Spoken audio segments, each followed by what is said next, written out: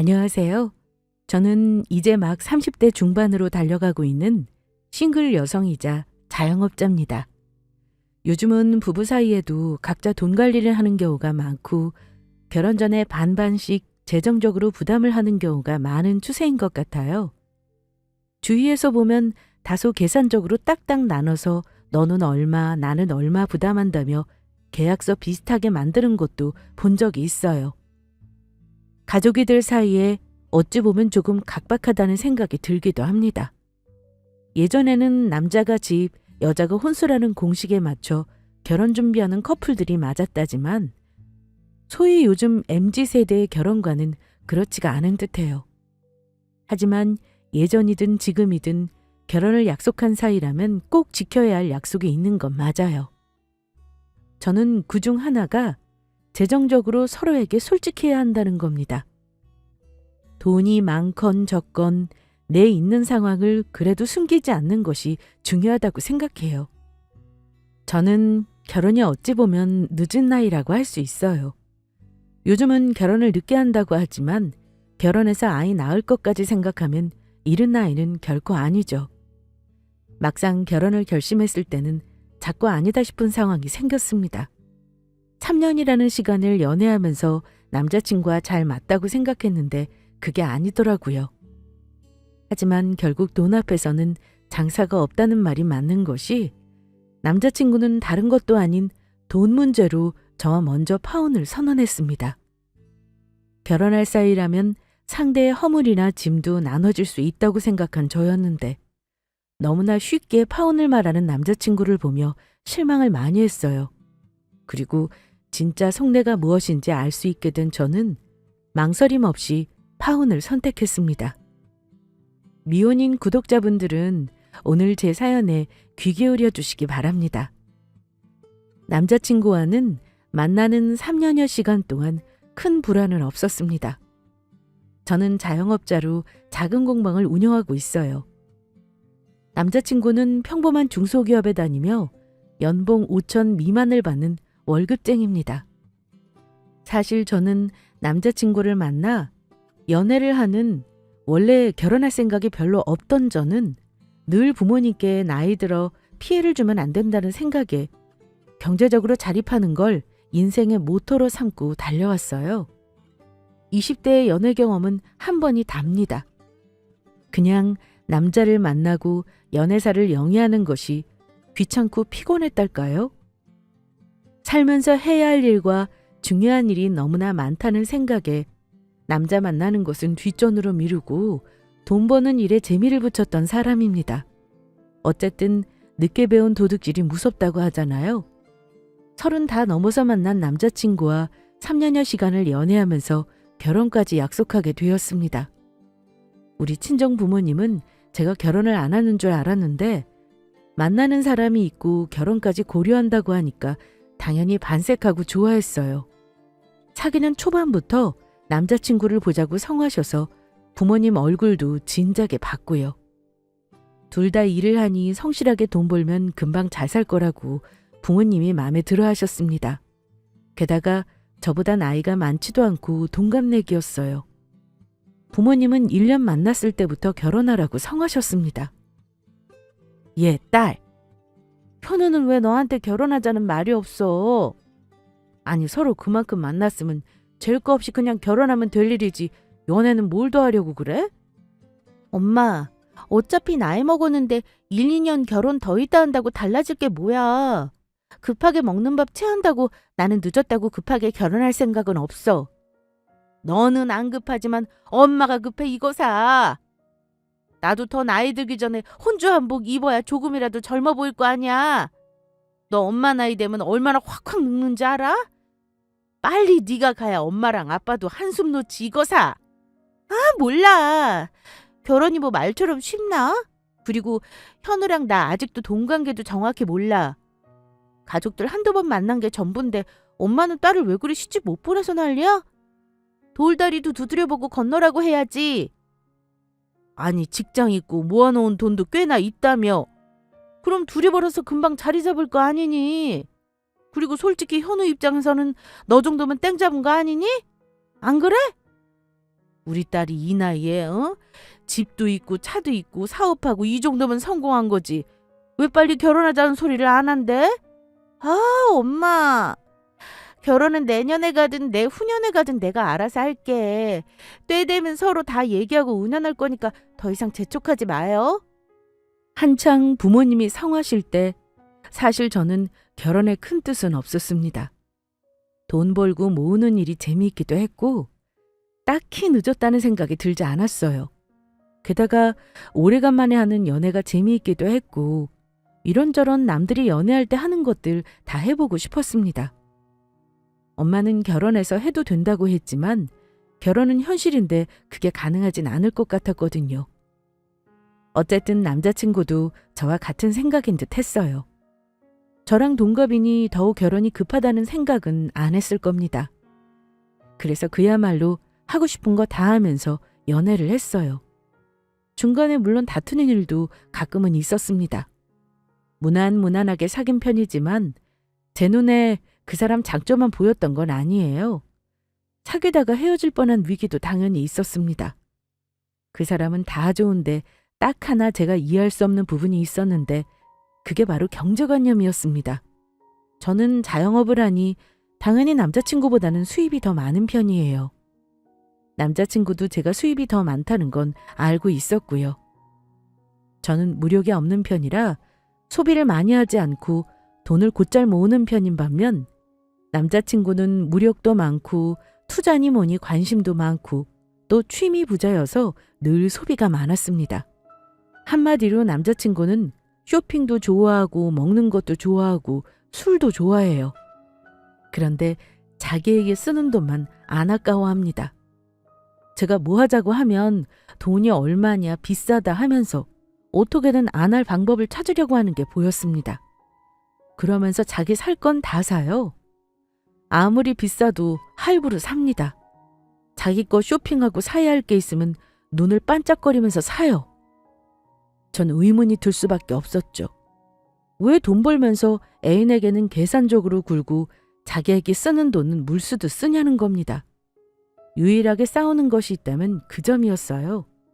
또 그 사람은 한 가지 취미에 빠지면 거기다가 한도 끝도 없이 돈을 쏟아붓습니다. 겨울에 스키나 보드에 빠지면 복장부터 시작해서 풀세트로 다 장만해야 하고요. 그것만 해도 수백이 깨지더라고요. 또 다른 때에는 게임에 빠져서 모니터부터 키보드에 헤드셋에 제일 좋은 것들로 장만하기도 하고요. 마라톤에 빠졌을 때는 무슨 수십만 원짜리 신발에 옷에 아주 난리도 아니더라고요. 문제는 그런 취미가 오래가는 건 하나도 없다는 겁니다. 제 눈에는 솔직히 다 낭비로 보였습니다. 한 번은 카드값 펑크난다는 말을 하길래 참다 못해 제가 한마디 하기도 했었어요. 매달 월급 받는 사람이 카드값 나갈 생각도 없이 돈을 마구 쓴다는 게 이해가 안 간다. 아니 대체 뭘 샀길래 그래? 카드값 얼마나 모자란 건데? 한 150 정도? 이번 한 번만 빌려줄 수 있어? 내가 한 번에 갚는 건 힘들고 나눠서 갚아줄게. 나도 할부로 쓰다 보니까 개념이 없어지더라. 이럴 때 애인 찬스 좀 쓰자. 찬스라니? 내가 매번 너 모자라다고 하면 카드값이나 빌려주는 사람도 아니고. 게다가 이번이 처음도 아니잖아. 왜 돈을 규모 있게 쓰질 못하는 건데? 그럼 어째? 나 이 나이에 부모님한테 카드값 달라고 할 수는 없잖아. 그럼 연체해서 신용불량도라고? 한 번만 도와주라. 다음번에는 정말 주의할게. 아니? 이건 주의할 일 아니야. 취미인지 뭔지 다 그만두고 돈 쓰는 것부터 점검해. 이대로면 우리 2년이 아니라 5년 후에도 결혼 못해. 돈 없다고 한 번만 보태달라 사정하면 매번 싫다고는 해도 어쩔 수 없이 해달라는 대로 해주길 몇 번. 결국 제가 다짐을 받고 취미 활동을 정리하긴 했습니다. 그랬더니 나중에는 차에 관심을 가지더니만 수준에도 안 맞는 차를 사고 나서 이 정도는 자기가 플렉스할 수 있다나 뭐라나 하며 개소리를 한 적도 있어요. 할부로 나가는 돈에 매달 카드값에 다 감당하려면 돈을 모을 수 있는 거야? 우리가 지금 차 살 때는 아니잖아. 이 정도는 끌고 다녀야지. 나도 나이가 몇인데 매번 뚜벅이로 다니긴 싫더라. 너도 내가 좋은 차 타고 다니면 기분 좋잖아. 가만 보면 매번 생각 없이 소비하는 경향이 있어? 나한테 5년밖에 안 된 차도 있고 우리 결혼하면 그 차 타고 다니면 되는 거잖아. 근데 새 차를 덜컥 산다고? 할부 감당 못할까 봐 걱정된다. 못하기는 전혀 걱정할 거 없어. 너한테 절대 돈 빌려달라는 말 안 할게. 진짜 허리띠 졸라매고 아껴 쓰고 돈도 모을 테니까 믿어주라. 나중에 결혼하면 돈 관리는 전부 너한테 맡길게. 결혼 전에 마지막으로 하고 싶은 거 하나 했다고 생각하고 봐주라. 저는 모은 돈도 정확히 말 안 해주고 덜컥 차부터 사버린 남자친구가 믿업지 못했습니다. 아무리 결혼하면 나더러 돈 관리를 하라고 한다지만 이렇게 경제관념이 없는 사람에게 내 인생을 맡겨도 되나 싶었어요. 웃긴 건 소비 습관은 이런데 자기 돈은 또 악착같이 집착이 심해서 남에게 돈 쓰는 건 아까워한다는 사실이에요. 조금 치사한 얘기긴 한데 데이트할 때도 저에게 좀 지독하게 계산적으로 굴기도 했습니다. 제 생각은 그렇습니다. 저도 돈을 버는 사람이고 나이도 이미 30이 넘었을 테니 남자 여자가 데이트를 하면 남자가 데이트 비용을 다 써야 한다는 것은 제 생각에 맞지 않는다고 봅니다.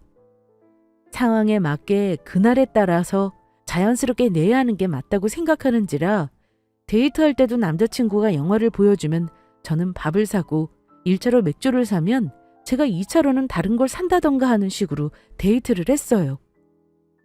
남자친구가 돈을 다 써야 하는 건 아니지만 어느 순간부터 남자친구가 하나를 하면 저 역시도 하나를 꼭 해야 하는 상황이 되곤 했습니다.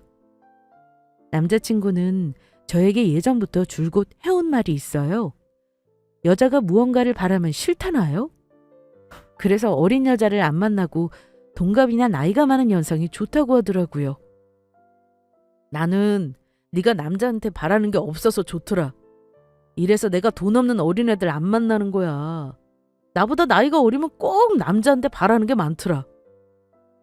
그래서 현우 너는 내가 너한테 바라는 게 없어서 좋다는 거야?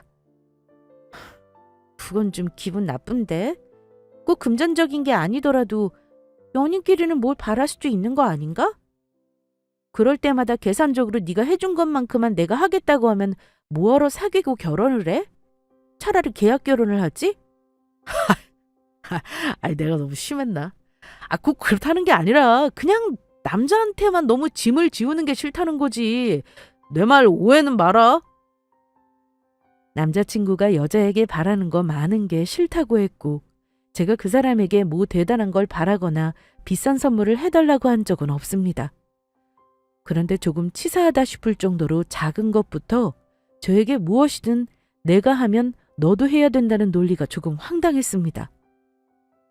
매번 데이트할 때마다 내가 영화를 보여줬으니까 네가 밥은 사줘라 이런 식이었고 오늘은 내가 돈을 이만큼 많이 썼으니 내일은 그만큼 저더러 쓰라고 하는 둥 항상 자기가 돈을 쓴 만큼 대가를 저에게 받으려고 했습니다. 그런데 이런 게 한두 번이면 괜찮죠. 매번 만날 때마다 저러면 얼마나 짜증이 나는 줄 아시나요? 저만 그런지 몰라도 그런 치사한 남자 정말 싫거든요. 물론 돌아가면서 데이트 비용 내고 하면 좋죠. 하지만 서로 어린 나이도 아니고 돈을 버는데 자기에게 쓰는 돈에 비해 저에게 유독 인색한 건 꼴보기 싫었습니다. 그래서 그만 만나고 싶다는 말을 한 적도 있습니다. 그러자 남자친구가 저에게 매달리면서 고쳐보겠다고 다짐을 했어요. 자기가 장남이지만 조금 이기적인 면이 있어서 자기한테 쓰는 돈은 안 아까워도 다른 사람에게 돈 쓰는 건 왜 그리 아까운지 모르겠다면서 미안하다고 하더라고요. 또 본인에게 들어가는 돈을 과소비하는 씀씀이를 고쳐보겠다고 하니까 마음을 다시 돌리게 되었습니다. 그때는 결혼하자는 구체적인 계획은 없었지만 양가 부모님이 우리 둘이 결혼을 염두에 두고 만나는 것도 알고 계셨고 당연히 결혼하겠거니 믿고 계셨습니다.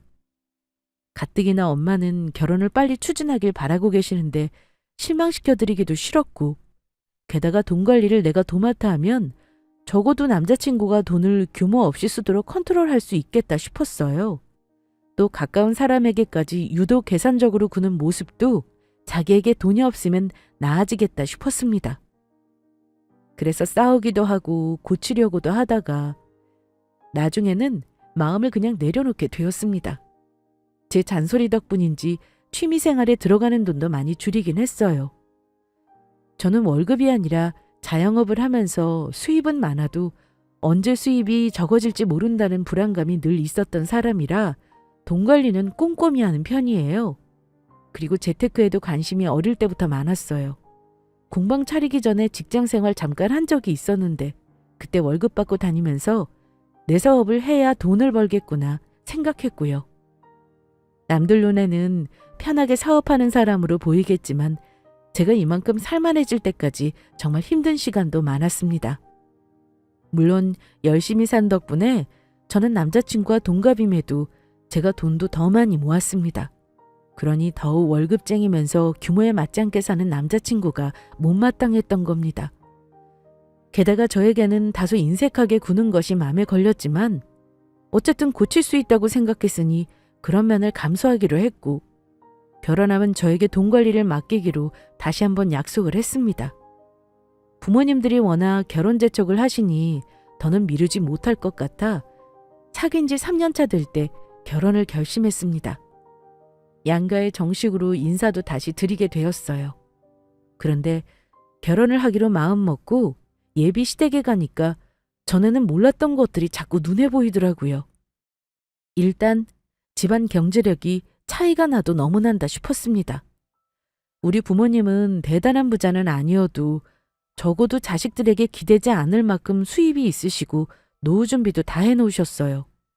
그런데 시댁은 일단 아버지가 돌아가시고 안 계셔서 실질적인 가장 노릇하는 사람이 남자친구였습니다.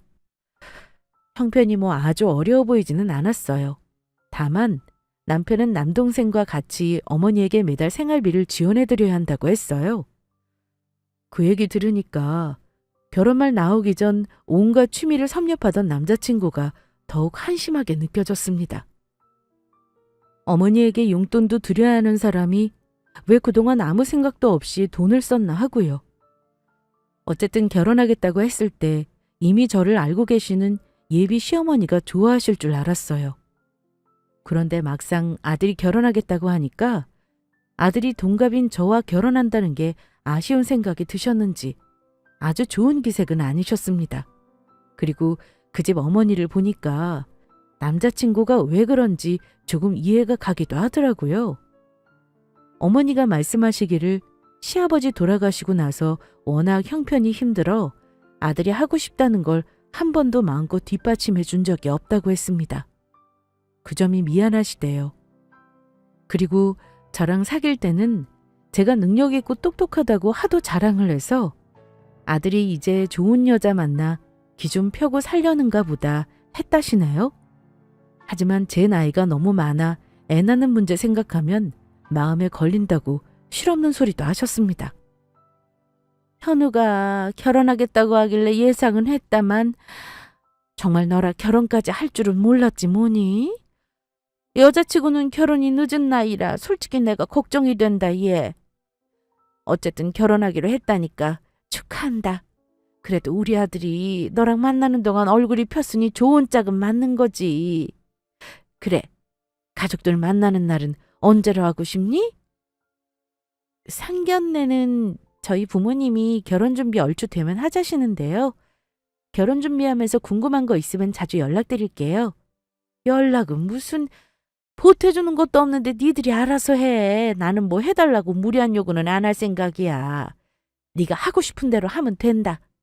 상견례 하고 나서 예물 정도는 내가 해주마. 너도 우리 형편 들어서 알지? 먹고 살기 힘들지는 않다만 내가 두 아들놈 용돈 없이는 생활이 빠듯하거든.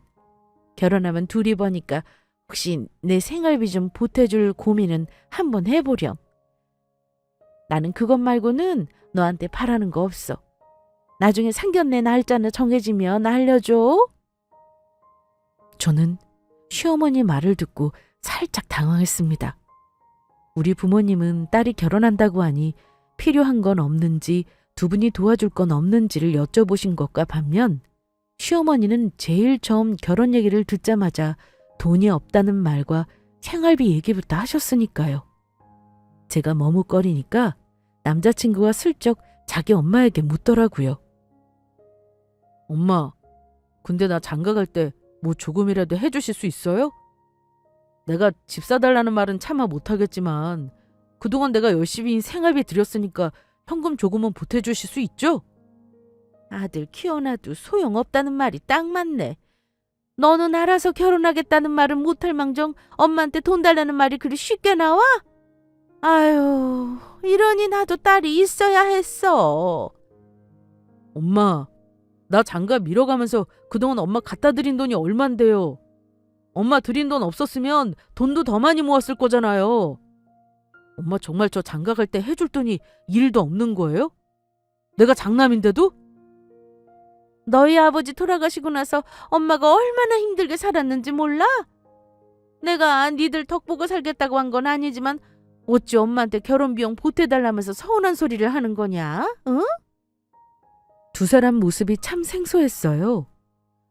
보통 부모 자식 간이라면 설사 부모가 도와주지 못할 형편이라 해도 자식이 저리 대놓고 어머니에게 왜 못 보태주냐고 따지지는 않아야 정상 아닐까요? 저는 남자친구와 어머니가 티격태격하는 걸 지켜보다가 공연히 감정이 상하겠다 싶어 두 사람 사이에 끼어들었습니다. 그리고 어머니께 말씀드렸어요. 어머니, 저희 서로 잘 상의해서 부모님께 기대지 않는 쪽으로 할게요. 보태주지 못한다고 너무 걱정 안 하셔도 돼요. 저도 제가 버는 돈으로 결혼할 생각이거든요. 아휴, 내가 가슴이 다 벌렁거리는구나.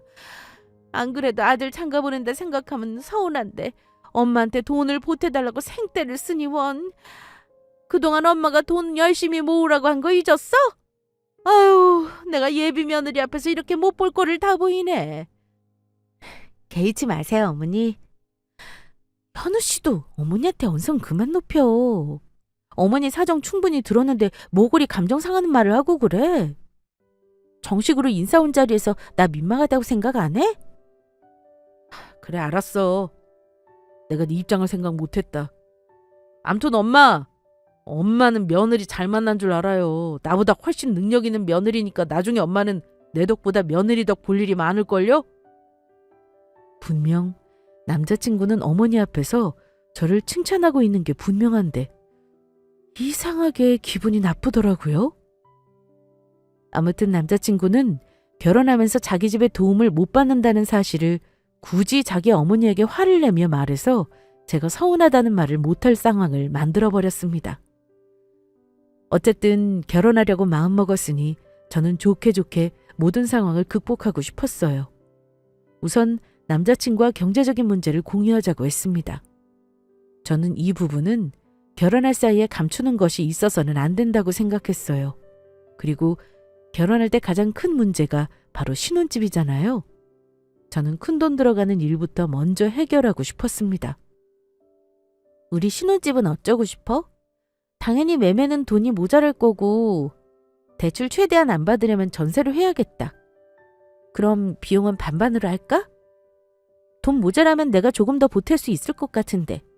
가지고 있는 현금이 어느 정도인지 말해줘. 나도 전부 얘기할게. 그런데 어쩐지 남자친구는 제 눈치를 보기만 하고 말을 딴 데로 돌리려는 듯 했습니다. 근데 집이야 뭐 우리 상견례 하면서도 논의해도 되지 않아? 실은 내가 지금 주식에 묶인 돈이 있어서 가용현금이 많지가 않아. 일단 바로 쓸 수 있는 돈은 2천만 원 정도니까 이걸로 결혼 비용하고 네 돈으로 보증금 먼저 내는 건 어때? 뭐? 그럼 주식에 묶인 돈은 얼만데? 지금 바로 보여줄 수 있어? 그랬더니 다급하게 싫다고 하더라고요. 아이, 아직 손해를 좀 보고 있어서 보여주기가 그러네. 나중에 주식 싹 다 팔고 그때 보여줄게. 현금은 한 1억 정도 되니까 걱정 말고. 1억이나 주식에 넣어놨다고? 너무 위험하게 투자한다. 나도 주식을 하지만 현우 씨처럼 재산 대부분을 투자하지는 않아. 그러지 말고 손에 적으면 빨리 매도해서 현금화해. 그리고 우리 결혼하면 내가 돈 관리하겠다고 한 거 잊지 않았지? 그럼 당연하지. 그건 내가 말한 거잖아.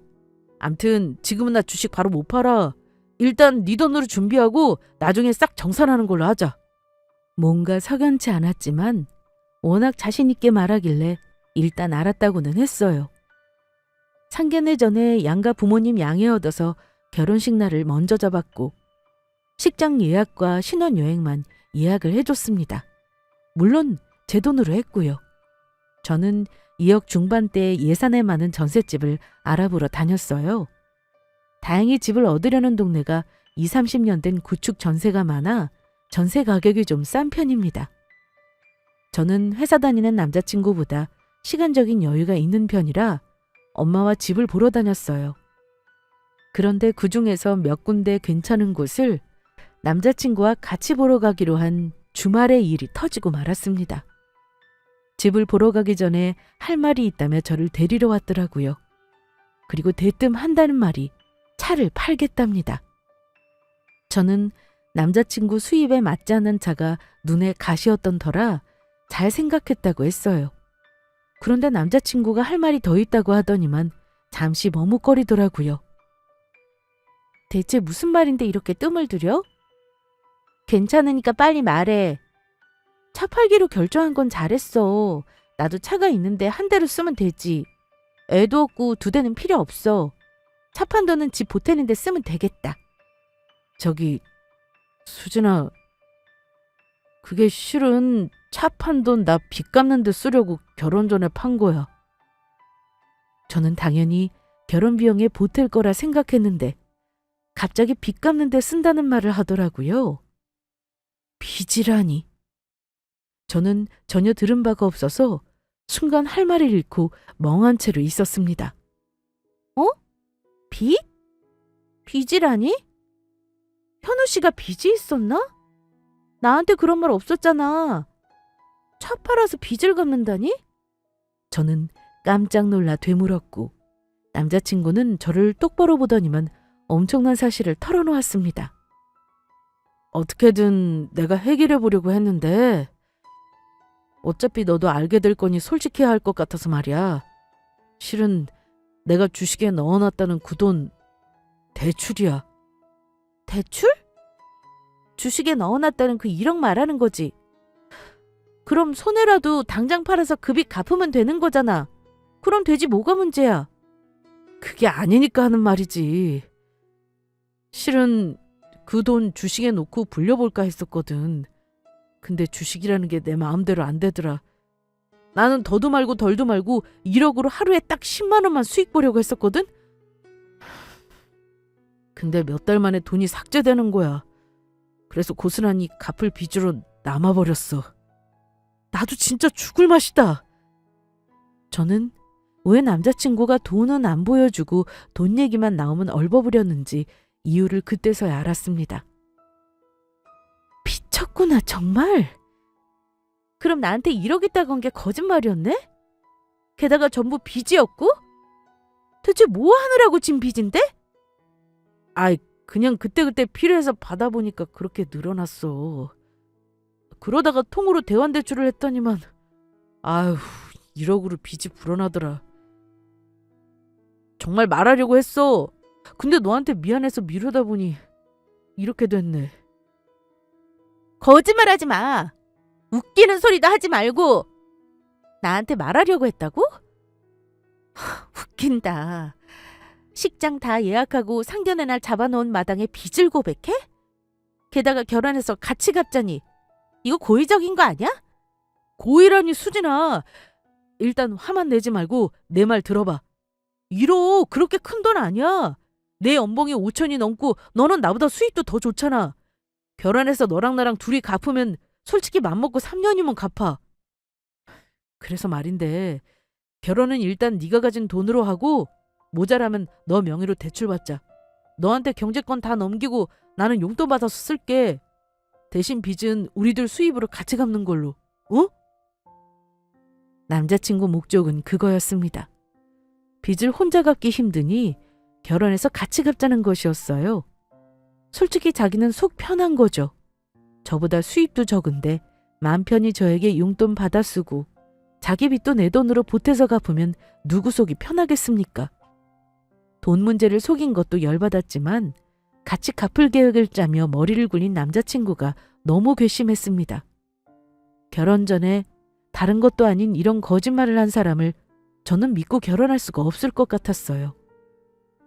현우 씨, 나한테 한 번도 빚 있다고 말한 적 없어. 그런데 결혼 전 자기 마음대로 진 빚을 왜 내가 같이 갚아줘야 해? 갚으려면 혼자 갚아야지?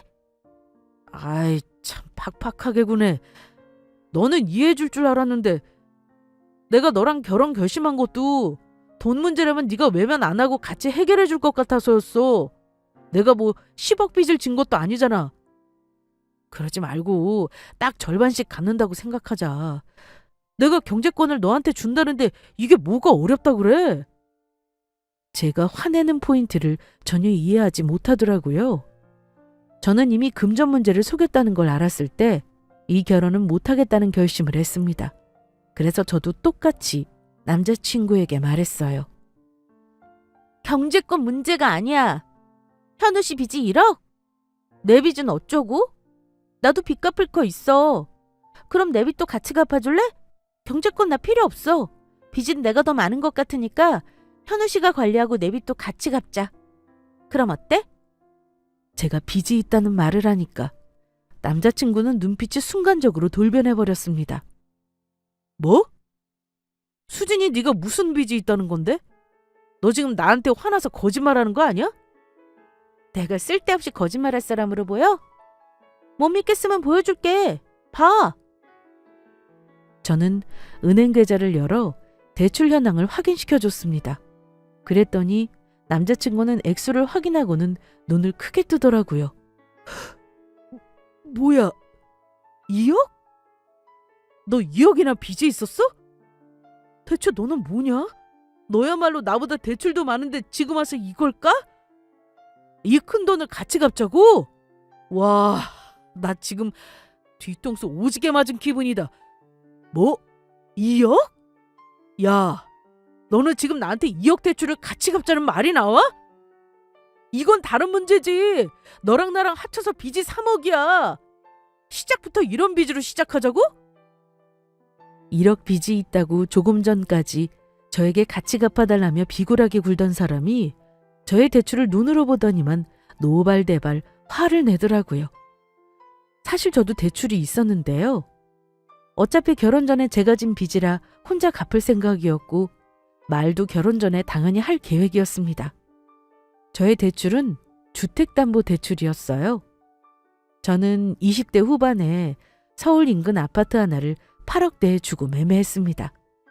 부모님 도움도 조금 받았고 운이 좋았습니다.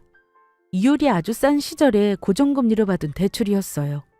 다만 지금은 그 값보다 조금 더 올랐어요. 또 집에 세입자가 있었고 투자 목적으로 매매한 집이라 실거주 생각은 없어서 일단은 전세로 두며 나중에 말할 생각이었습니다. 4억 대출이 있긴 했는데 세입자 들이면서 대출을 일부 충당했고 몇 년간 열심히 모아 2억의 대출 잔여금이 남은 상황이었고요. 그런데 이렇게 뜻밖의 상황에서 저의 대출을 커밍아웃하게 될 줄은 저도 몰랐습니다. 제가 주택 얘기는 쏙 빼고 대출을 먼저 밝히니 남자친구는 저보다 더 화를 내더라고요. 그 모습을 보니 실소가 나올 지경이었습니다. 야, 김수진, 너 이거 엄연히 사기 결혼이야. 나는 너한테 내 빚 있다고 솔직하게 말했는데 너는 뭐야? 내가 말 안 했으면 너 혼자 버는 돈으로 몰래 갚고 말도 안 할 작정이었냐? 내가 미쳤다고 내 월급으로 네 빚을 갚아? 우리 결혼 말이야. 다시 생각하자. 이건 아니지. 시작부터 3억 빚잔치라니. 난 자신 없다. 심지어 먼저 결혼을 다시 생각하자고 하길래 저는 그 말을 놓치지 않고 덥석 물었습니다. 다시 생각하자니? 뭐 파혼이라도 하자는 건가? 내 빚은 같이 못 갚아주겠다 이거네? 1억이랑 2억이랑 같냐? 와, 나 진짜 큰일 날 뻔했네. 너랑 결혼했다가 완전 인생 망할 뻔했잖아. 우리 집에서 너 2억 빚 있다는 거 알아봐라. 우리 엄마 너 머리채 잡아. 그냥 우리 둘이 조용히 파혼하고 끝내자. 파혼? 좋아. 지금 분명 먼저 파혼하자고 했다. 번복하지 마. 그래, 번복은 없어. 너 성격 쿨하잖아. 내가 파혼하자고 해서 붙잡지 않을 거라 믿는다. 난 내 돈으로 빚 2억 같이 갚아줄 생각 없다고 분명히 말했다. 좋아. 듣던 중 반가운 소리네. 나도 파혼하고 싶은 말이 목구멍까지 나왔지만 먼저 말하기 싫어서 참은 거야. 그럼 깔끔하게 파혼하는 거다. 지금까지 들어간 돈은 나도 책임 있으니까 정확하게 절반 내줄게. 그럼 손해보는 거 없지? 뭐 그러던가. 어쨌든 현우 씨는 내 주택담보대출 2억은 같이 갚을 생각 없다는 거 확실히 알았어. 물론 나도 내가 버는 돈으로 남편 빚 갚아줄 마음은 전혀 없어.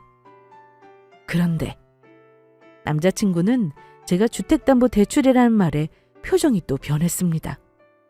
너 지금 뭐라고 했어? 주택담보대출? 주택담보대출이면 설마 너 혹시 네 명의 아파트라도 있어? 그럼 그게 담보대출이라는 거야? 저는 담담하게 말했습니다. 맞아. 현우 씨는 신용대출이지만 나는 담보대출이야. 나도 솔직히 말한다는 걸 미루다가 이렇게 됐네? 나 8억짜리 아파트 있거든. 근데 세입자가 있어서 어차피 신혼집으로는 못 쓸 듯해서 말 못했지. 개고생해서 거의 갚고 이제 딱 2억 남았네? 왜? 담보대출이라고 해서 뭐 달라질 게 있나? 야, 김수진! 너 지금 나랑 말장난하냐? 그럼 아까부터 담보대출이라고 말했어야지. 집에 대출 있는 건 자가이나 마찬가지잖아. 그럼 얘기가 달라지잖아. 와, 너 능력 있다. 언제 그런 줄 장만했어. 파혼 얘기한 건 접어두고 일단 우리 네 아파트 얘기 마저 하자. 너 그런 집 있었으면 내 돈 1억은 껌값이잖아. 담보대출이라는 말을 듣고는 이제 와서 말을 바꾸려고 하길래 저는 파혼의 쐐기를 박았습니다. 달라질 거 없어. 먼저 파혼 말 꺼낸 건 너잖아. 근데 내가 집 있다니까 갑자기 마음이 바뀌어? 조금 전까지만 해도 내 2억 빚 절대 같이 못 갚는다고 인생 망할 뻔했다고 난리친 거 잊었어? 나야말로 내가 버는 돈으로 네 빚 1억 같이 갚을 마음 없어. 나는 돈도 너보다 잘 벌고 집 있겠다 차 있겠다 아쉬울 거 하나 없거든. 나야말로 너랑 결혼했으면 인생 망칠 뻔했다. 우린 파혼이야. 각자 부모님께는 알아서 말씀드리자. 상견례 안 한 게 그나마 다행이네. 아참, 식장 예약금이랑 신혼여행 예약한 거 절반은 내 계좌로 넣어라. 저는 자리에서 일어나며 차갑게 쏘아붙였습니다. 그때부터 남자친구는 안절부절 못하며 얼굴이 사색이 되었어요. 자기가 뱉은 말이니 어떻게든 주워 담으려 했지만 본인이 생각해도 방법이 없었을 겁니다. 저기 수진아, 너 정말 나랑 파혼할 생각 아니지? 우리 사귄 게 몇 년이냐? 아까는 나도 2억 빚 얘기에 흥분한 거야. 나라고 정말 파혼하고 싶어서 그랬겠어? 남자한테 1억 빚은 솔직히 흠도 아니잖아. 여자한테 2억 빚 있는 거랑 같아? 그래서 파혼하자고 한 거니까 일단 화 풀어. 파혼은 무슨, 지금 와서 파혼하면 손해가 얼마냐? 그건 또 무슨 논리니? 남자한테 1억 빚은 흠도 아니라고? 뭔 개소리야. 물론 빚 안 진 사람 요즘 없지. 그건 나도 알아. 근데 그걸 일부러 속이고 같이 갚자고 말하면서 반대 상황이 되니까 돌변한 건 뭔데? 정말 이기적인 사람이다 너. 내가 빚 있다니까 눈빛도 변하더라? 꺼져! 우린 파혼이야. 아무것도 모르고 결혼했으면 내 인생까지 말아먹을 뻔했어. 제가 자리를 뜨려는데 남자친구는 다급한지 제 팔을 붙잡았습니다. 수진아, 미안. 아까는 내가 진짜 너무 미안해. 무조건 잘못했어. 그럼 결혼해서 경제권 너 줄 테니까 네가 다 알아서 해. 나는 일제 터치 안 하고 네가 하자는 대로 할게. 그럼 되지? 아니, 안 돼. 지금 4명이 8억짜리 아파트 아까워서 일어나 본데 한 가지 말해둘게. 내 아파트로 인해서 네가 덕 볼 일은 절대 없을 거야. 너는 여자랑 결혼할 생각하지 말고 네 빚이나 갚아라. 그러면 한 40살에는 여자 만날 수 있겠다? 나한테 다시는 연락하지 마. 저는 붙잡는 그 인간 손을 뿌리치고 나와버렸고 그날 바로 부모님께 결혼 안 하겠다고 선언했습니다. 두 분 다 놀라셨지만 자초지정을 듣고 나서는 오히려 잘했다고 결혼 전에 그놈이 이기적인 속물이라는 거 알아서 다행이라고 하셨어요. 시작도 하기 전에 거짓말하는 사람 믿고 살기 힘들다며 잘했다고 저의 파혼을 받아들이셨습니다. 하지만 그 인간 엄마는 아들이 파혼한 이유를 정확히 모르는지 저에게 전화해 한 소리 하시더라고요. 자기 아들 빚 좀 있다는 이유로 죄인 취급을 하냐며 따지더니만 대뜸 저에게 참으라고 하더군요. 원래 남자들은 한 번쯤 돈 실수한다면서요. 그리고 자기는 아들이 빚진 걸 몰랐대요. 속이려는 게 아니었다고 우기셨습니다. 너도 빚 있다며. 원래 다들 빚지고 시작하는 거야. 아들이 말실수 좀 했다고 날름 파혼을 해? 너한테 큰 죄 지은 거 아니잖아. 우리 아들 지금 식음을 전폐하고 누워있어. 그러지 말고 너도 이쯤에서 그만하고 마음 풀어. 내가 사정하마. 빚있는 건 죄가 아니지만 그걸 속인 건 죄죠. 그럼 어머니는 제가 2억빚 숨기고 있다가 같이 갚자고 했으면 결혼 허락하셨을 거예요? 아니잖아요. 아들이라고 감싸기 전에 제발 생각을 잘 해보세요. 그리고 앞으로 어머니 아들 돈 사고 안 치게 감시나 잘 하시고요. 어디 그런 아들을 저한테 떠넘기려고 하세요? 대한민국에 1억 빚 같이 갚자고 결혼할 여자 거의 없어요. 아시겠어요? 다시는 연락하지 마세요.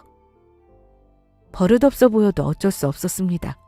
어른이지만 제가 할 말은 해야겠다 싶어 확실히 파혼 의사를 전달했어요.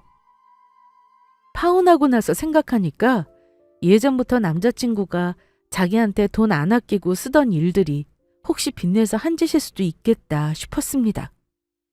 남자친구는 그 뒤로도 한동안 제 아파트를 놓친 걸 아까워했을 겁니다. 끈질기게 용서를 빌었는데 결국 친정아빠가 한 소리하고 나서야 떨어져 나갔어요. 제 생각일 뿐입니다만 아마 그 사람의 이기적인 마인드와 경제적인 관념은 결혼해서도 쉽게 바뀌지 않겠죠. 솔직히 비싼 거 좋은 거 모르는 사람이 어디 있습니까? 사람들은 다들 자기가 좋아하는 건 다 하고 살고 싶어 해요. 하지만 하고 싶은 거 다 하고 살고 저질러 놓고서 본인이 책임 안 지고 슬쩍 다른 사람에게 전가하면 되겠습니까? 허세는 부리고 싶고 책임은 지기 싫어하면서 부부인이 같이 감당하자고요? 그런 이기적인 마인드의 인간 아마 장담하는데 40이 아니라 50살에도 장가 못 갈 겁니다. 큰돈 들이기 전에 파혼해서 정말 다행이다 싶어요. 적은 나이는 아니지만 지금 누군가를 결혼 목적으로 급하게 만날 생각은 전혀 없어요. 그냥 순리대로 살아보려고 합니다. 아무리 오래 사귀었어도 사람 속은 정말 모른다는 게 맞아요. 한번 이런 일을 당하니 사람을 과연 또 만날 수 있을까 싶네요. 저의 파혼 이야기는 여기서 마치겠습니다. 끝까지 들어주셔서 감사합니다.